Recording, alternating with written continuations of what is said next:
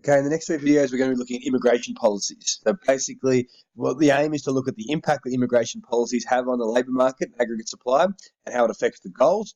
And then we'll look at the strengths and weaknesses of immigration policies. So essentially, there's 5 things you need to be aware of from these videos. What are the features of immigration policy? So our permanent migration policies. What changes have occurred in recent years? How Australia uses 457 visas and temporary visas in order to boost our aggregate supply. What are the problems with these temporary visas? And then you need to be able to link immigration to all of the goals. So first of all, immigration at a basic level just occurs when people enter and settle in a country that they weren't born in. So they immigrate from one country to another, they're moving. The idea of immigration is add to our pool of labour, and it allows businesses to expand because we get access to new skills. Businesses can also benefit from economies of scale because they're selling to a larger market because there's more people living in Australia. So essentially, immigration boosts productivity because often foreign workers will have higher skills than Australians, and they also experience in a range of different environments. Immigration, Australia, in terms of the history of migration, had really high levels of migration since the end of World War II. The idea was to expand our productive capacity and also to build our defence capabilities after the war. And then in recent years, we've really focused on skilled migration. So getting people in here that are going to boost our productive capacity.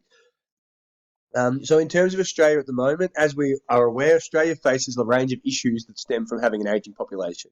So the number of Australians over 65 is expected to double over the next 45 years, and that will have negative implications for Australia's participation rate, which is expected to drop from about 65 to 62%.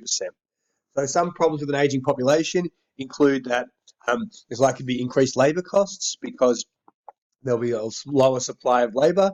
There'll be decreased labour productivity due to the lack of competition for jobs and skilled people retiring, and slower economic growth. So our growth is expected to fall from about 3.3% to around 2.7%. And that's because of the lack of labour available. Other problems will have capacity constraints and skill shortages, which is likely to increase wage pressures and reduce our ability to produce. And lastly, the government finances will be under pressure because they'll have less revenue, because less people to collect tax from, and increased expenditure as a result of increased pensions and healthcare costs. And that could lead to a bigger budget deficit. So essentially, other problems with tight labour markets, which can stem from an ageing population. So ageing population leads to less supply of labour. Don't say an ageing population leads to unemployment necessarily, because technically there's less competition for labour, but it can lead to reduced production levels because we have limited skills available. It can lead to increased wages because of a lack of supply of labour, and increased inflationary pressures in the economy. All those are problems with a tight labour market. So essentially, immigration helps to solve this problem. When Australia is facing capacity constraints or skill shortages in a range of industries, that can lead to reduced output, and immigration helps to increase the supply of labour, reduce those skill shortages, and help to alleviate wage pressure. So it puts downward pressure on wages because it boosts the supply of labour. That helps to keep cost of production down, which makes firms more willing to supply. It also helps to maintain labour productivity because there's more competition for jobs, and overall increase firms' willingness and ability to produce. So by hiring young, skilled professionals that are going to boost our productivity, it allows businesses to boost our overall production, achieve economies of scale, and alleviate some of those capacity constraints. So key benefits: boost productivity, reduces wage pressures in the economy. So one thing that's really important to be aware of is that immigration levels will be adjusted consistently to the strength of the economy. So often when there's lots of economic growth and lots of demand for labour, demand is the key thing, there's skill shortages, so immigration levels will increase. So in 2008, 2009, when the economy started to slow down during the GFC, immigration levels started to fall because we had a lot of unemployed people. We didn't really need more workers because of a lack of demand. So if we immigrated too much, that's going to just lead to more people becoming unemployed. Then as the economy got stronger, we had more skill shortages in the economy, and that led to our immigration levels increasing again. So immigration levels go up and down in accordance with the strength of the labour market. The stronger the labour market, the more immigration, because the more skill shortages we have. When the labour market is weak, we don't need more workers because there's a lack of demand, so we don't want to increase supply. So in terms of the 3 Ps, immigration helps to boost all 3 when you're linking to aggregate supply. So from population, it boosts the size of our labour force, and increases targeting skilled migrants will help to boost productivity. Participation increases because they're generally of a low age, so our participation rates go up because most of these people are of a working age and they're skilled, so they're likely to come over here and work. and it's likely to boost productivity because not only does it boost the competition for jobs, but we also get access to new skills and new talents. So in terms of Australia's permanent migration policies, we're just going to go through what that means and how it's changed in recent years. So in Australia, immigration policy is a supply-side approach, which is designed to try and increase our overall supply potential. And migration levels have increased over the last 15 years. They've gone down slightly in the last couple of years, but overall numbers have increased in the last 10 years, and about 2/3 of our migration is skilled migration. Australia's population, as I said, is expected to get older, so the idea of immigration is to try and reduce capacity constraints and skill shortages and help to increase our productive capacity. Um, Currently, immigration targets sit at around 187,000 people, slightly less than that in the last couple of years.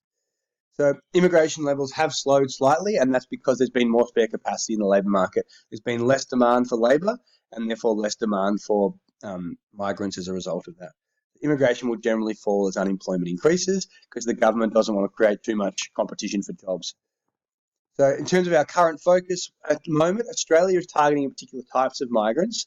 So we generally target English-speaking, young and suitably skilled migrants who are going to increase the size of our labour force and help to create increased growth. So essentially what we have is this thing called a skilled occupation list.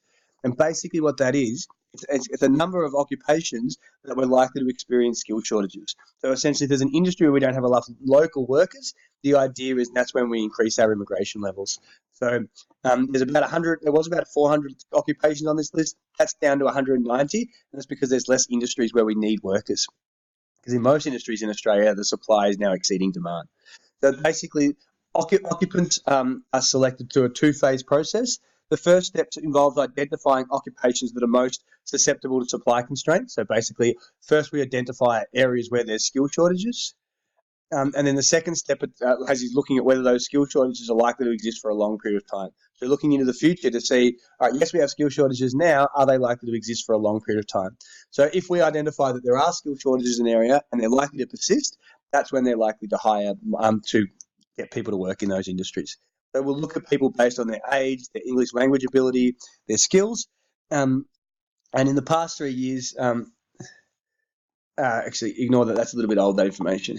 So basically, the certain occupations that are included on this skilled occupation list, they're the ones that are more likely to come into Australia.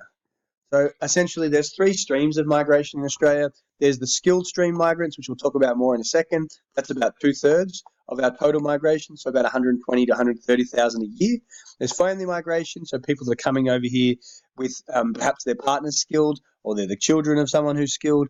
And the last one is humanitarian, which is your refugees that are generally escaping their country because it's unsafe or there's discrimination or they're being persecuted against. But about 2/3 of our overall migration is skilled.